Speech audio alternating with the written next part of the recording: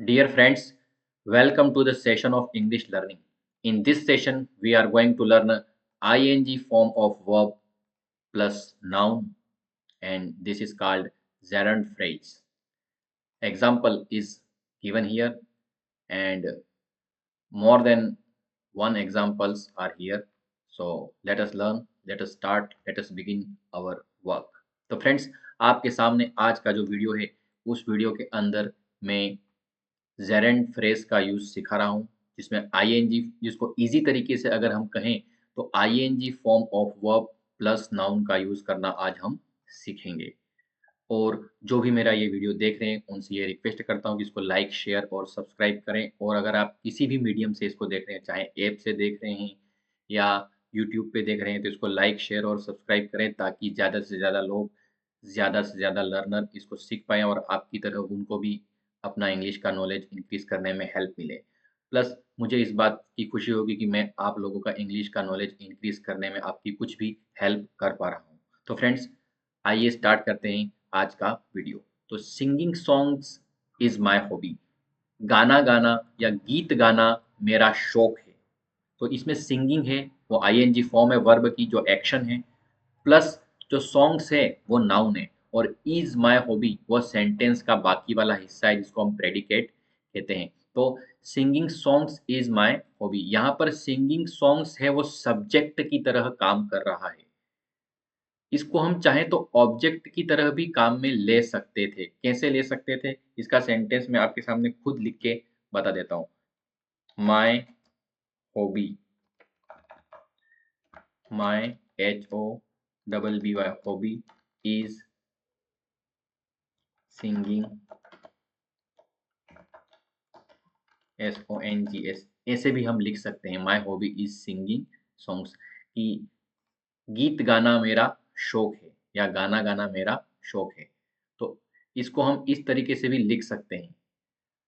तो ऐसे ही बहुत सारे एग्जाम्पल आप चाहें तो बना सकते हैं, लेकिन यहाँ पर मैं जितने भी एग्जाम्पल बता रहा हूँ, इसके अंदर आईएनजी फॉर्म ऑफ वर्ब का यूज़ मैंने सेंटेंस की स्टार्टिंग में कर दिया है, मतलब उनको सेंटेंस के सब्जेक्ट की तरह काम में लिया जा रहा है।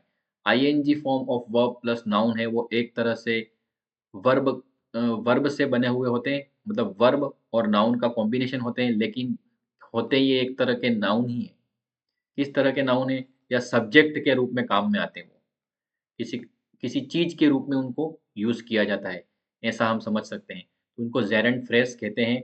ING form of verb plus noun is a gerund phrase, and this gerund phrase is used as a subject in sentence, and sometimes we use it as an object of sentence.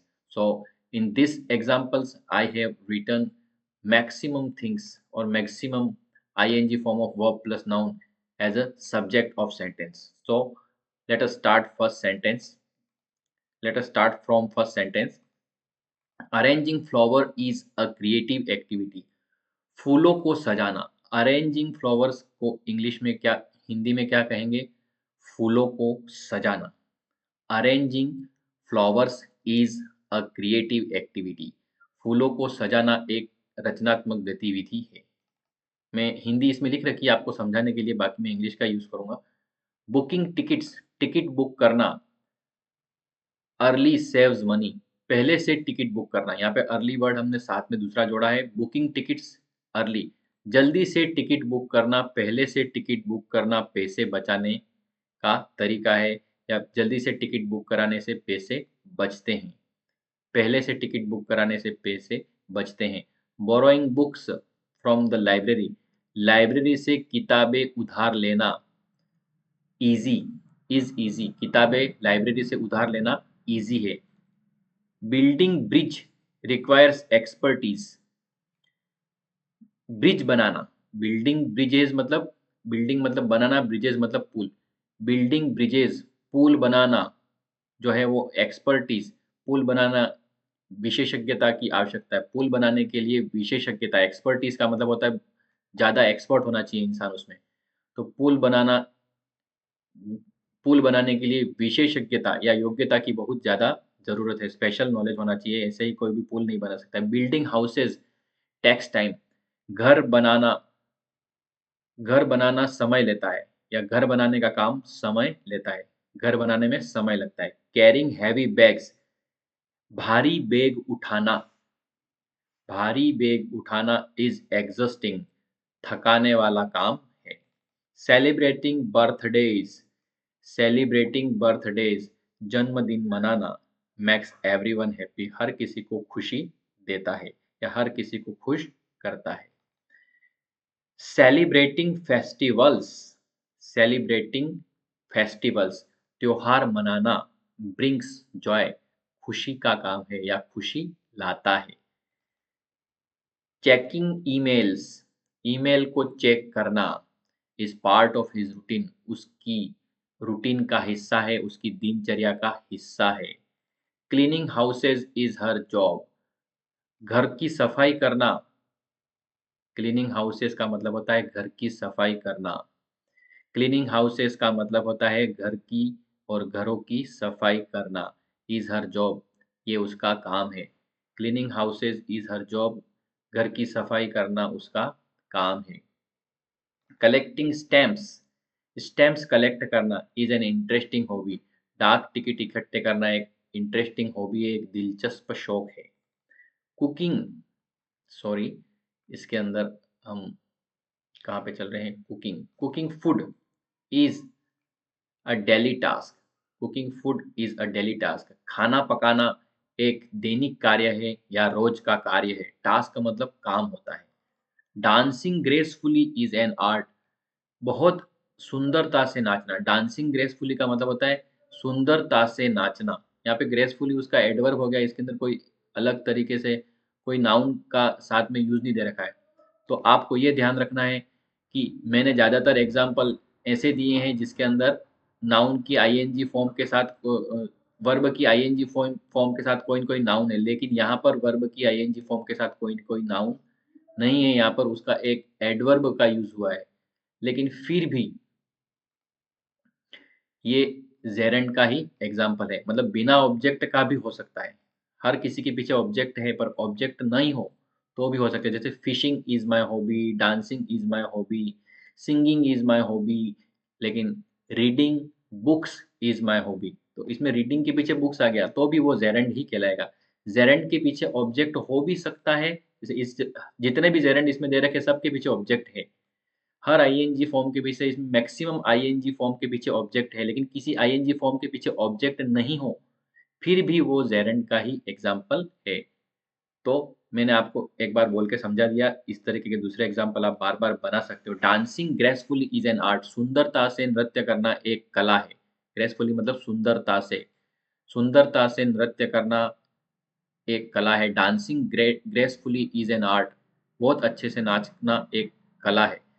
तो dancing gracefully की जगह और बहुत कुछ, singing is an art, dancing is an art, painting is an art, ऐसे हम acting is an art, ऐसा कोई भी दूसरा एक्शन की आईएनजी फॉर्म भी इसके अंदर आगे फिट करके हम सेंटेंस बना सकते हैं। मैंने आपके सामने बहुत सारे वर्ड बोल दिए, जैसे dancing is an art, singing is an art, painting is an art, acting is an art. तो ये रिप्लेस करके बता दिया, जिससे आपको समझ में आ जाना चाहिए कि मैं आपको क्या कहना चाह रहा हूँ। सिंगिंग इज एन आर्ट, तो सिंगिंग या गाना गाना एक कला है, सिंगिंग एक कला है, गायन एक कला है, इस तरीके से। तो बाकी सब में तो आपको पीछे कोई न कोई ऑब्जेक्ट मिल ही जाएंगे, जैसे कि यहाँ पर ऑब्जेक्ट नहीं है। ड्राइविंग सेफली इज एसेंशियल, सुरक्षित ड्राइविंग करना बहुत आवश्यक है, बहुत ज़रूरी है। बहुत क्या, सिर्फ ज़रूरी है, बहुत होता तो फिर वेरी लगाना पड़ता हमको। ड्राइविंग सेफली इज एसेंशियल, सुरक्षित ड्राइविंग करना आवश्यक है।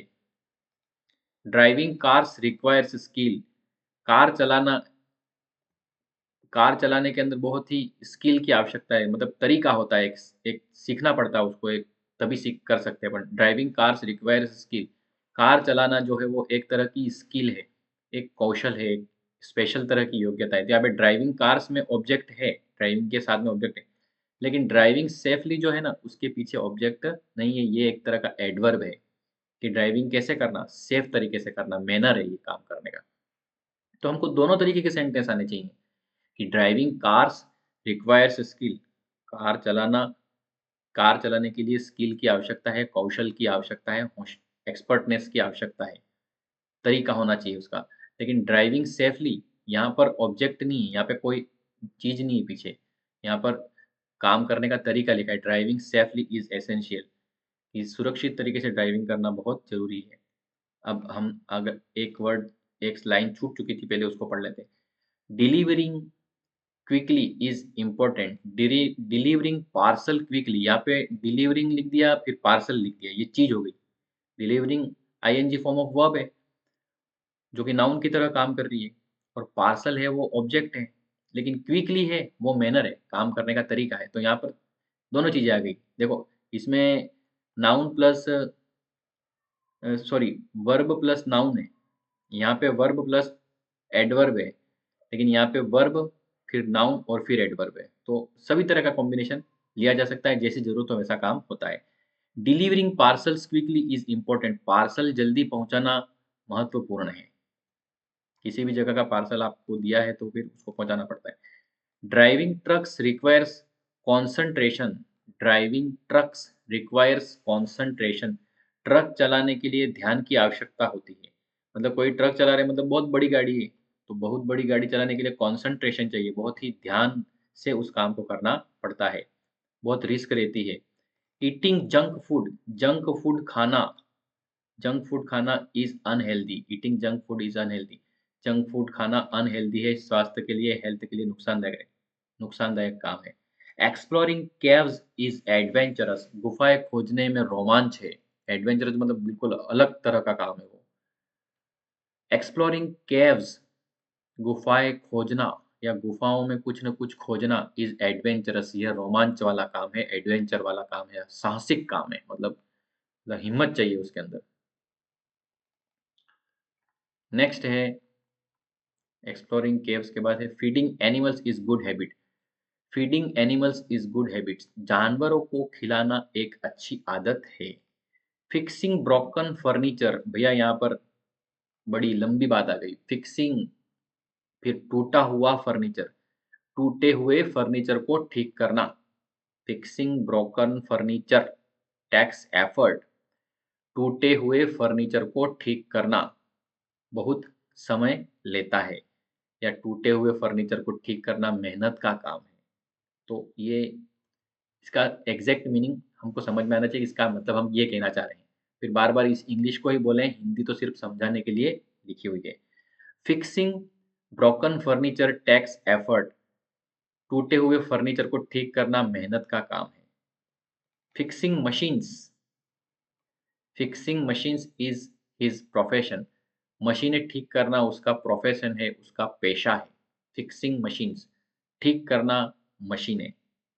नेक्स्ट है, ग्रोइंग प्लांट्स इज सेटिस्फाइंग, पौधे उगाना संतोषजनक काम है, सेटिस्फेक्शन मिलता है पौधे उगाने से। Helping others is noble deed, दूसरों की मदद करना एक नेक काम है, नोबल डीड है, नोबल मतलब नेक और डीड मतलब काम, D double E D deed है, डी आई डी डीड अलग होता है।